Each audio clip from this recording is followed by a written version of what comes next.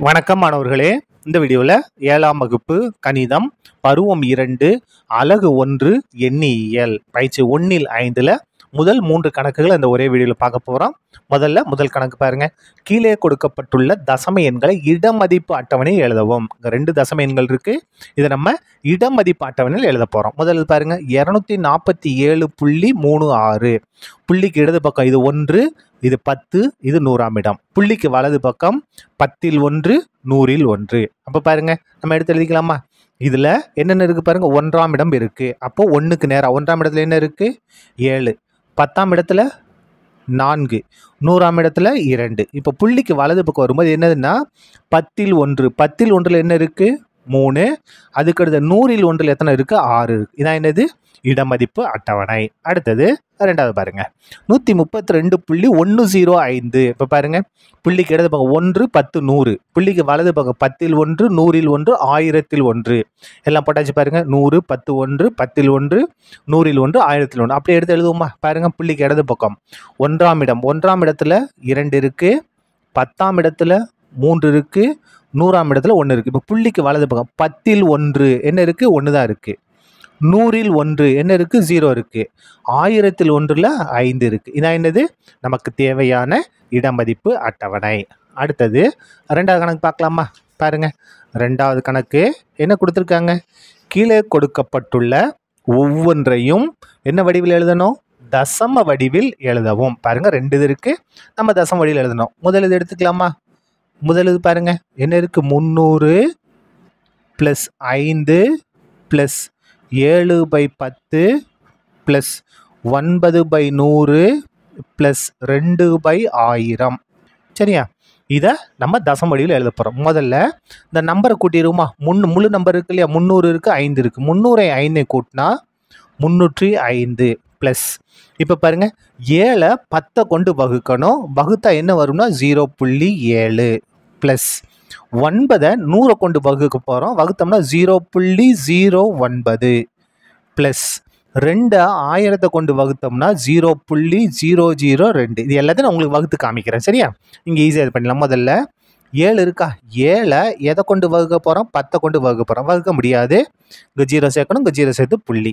அப்போ 70ல் எத்தனை 10? 7 10 70. 0 வந்துருச்சு. அப்போ பாருங்க 7 10 கொண்டு வகுத்தா 0.7.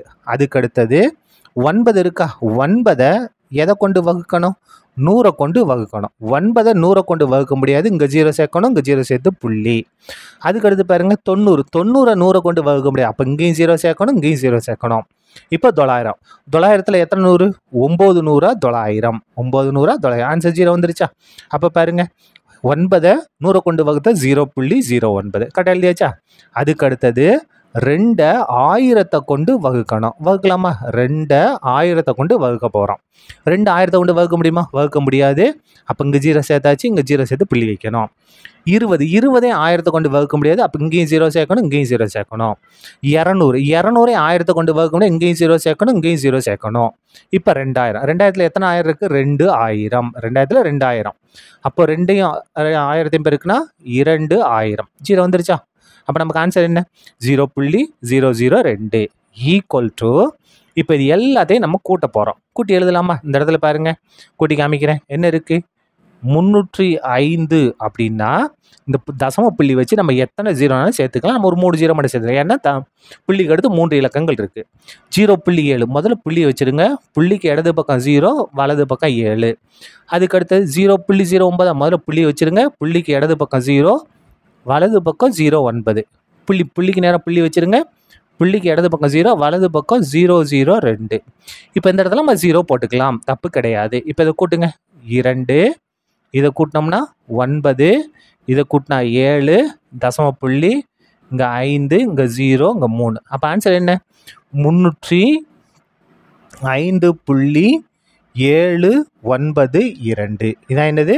நமக்கு தேவையான தசம. இது எல்லாத்தையும் கூட்டி வரக்கூடியது. இப்போ நம்ம ரெண்டாவது கணக்கு போகலாமா?